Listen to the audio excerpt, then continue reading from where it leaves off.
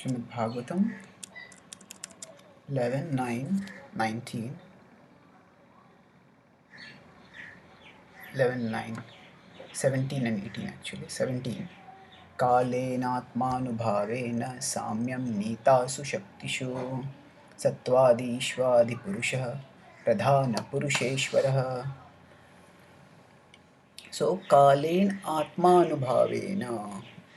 Time is non different from Krishna. Atmanubhavena. So, which is his own nature. So, by the nature of that time, Samyam Nitasu Shaktishu. Samya. Samya is equilibrium. Nitasu Shaktishu. With his own energy, he brings about the material energy in a state of equilibrium. Sattvadishvadi Purushaha. Sattvadishu. So, in the material energy, there are the modes. There is goodness and other modes, passion, ignorance. So normally goodness is considered to be good, but even the goodness, the mode, the best mode, best among the material modes, goodness, even that is neutralized at the time of cosmic annihilation by the Lord through his form of time. And he is Adi Purushaha, he is the original primeval person. Pradhana Purusheshwaraha. Now, Pradhan refers to matter in its primordial or pre-developed neutral stage. Purusha refers to the living entities. Ishvara is the Supreme Lord. So here, Pradhana Purusheshwaraha, the Supreme Lord is being described as the Lord of Prakriti and Pradhan. So Prakriti is Prakriti and Purusha. So Prakriti and Purusha are generally talked about as the two components of Sankhya. Sankhya, as one of the six systems of philosophy, is usually not considered as theistic because there is only Pradhan and Purusha. The theistic Sankhya is the distinctive contribution of the Bhagavatam, and it is referred that Sankhya in theistic terms with the Supreme Lord as a third being beyond Pradhan and Purusha.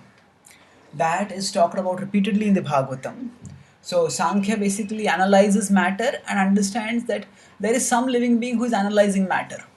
So therefore, there must be a conscious being, that is the Purusha. So Purusha and Pradhana are the uh, two living beings, basically we could say, or two things in existence, not living beings. Prakriti or Pradhana. So Pradhan is basically Prakriti in a unmanifested form. So Prakriti and Purusha are the two ontological realities within Sankhya analysis. So matter and consciousness, we could say.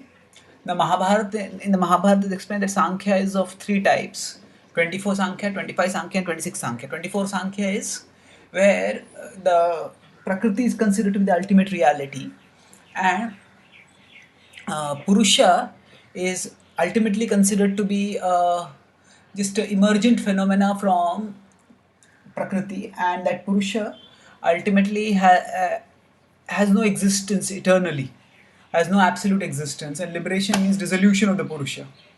So 24 Sankhya is one kind of Sankhya. 25 Sankhya is where there is Purusha and Prakriti, but there is no Ishvara.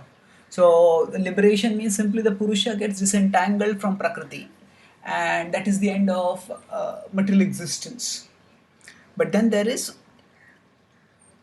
the 26 Sankhya, which is talked about in Bhagavatam. That means 24 elements plus the Purusha, which is the soul, and then there is the Ishvaraha, that is Supreme Lord. So Pradhana, Purusheshwaraha. So now the word Pradhan has two meanings. Sometimes it means chief. So we should not think that he is a chief. This particular uses Pradhana Purusheshwara. This phrase comes also in the Vishnu Sahasranam as one of the names of Vishnu. So we should not think Pradhan is an adjective for Purusheshwaraha, for the Ishwara of the Purushas. Not like that. Pradhan and Purusha are two components, and Ishwaraha is the Lord of both. So, matter, consciousness, and the absolute truth. This tripartite division of reality is the defining framework of Sankhya as explained in the Bhagavatam.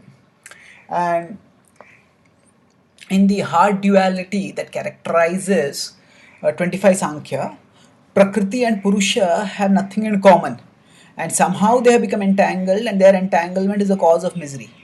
And the purpose of sadhana, of any kind of spiritual practice, is to bring about a divorce of Purusha and Prakriti. So there is a hard duality. There is complete difference between matter and spirit. However, the theistic Sankhya does not accept this hard duality. That there's no doubt there is difference between matter and spirit, but there is similarity because we are both energies of the Supreme Lord.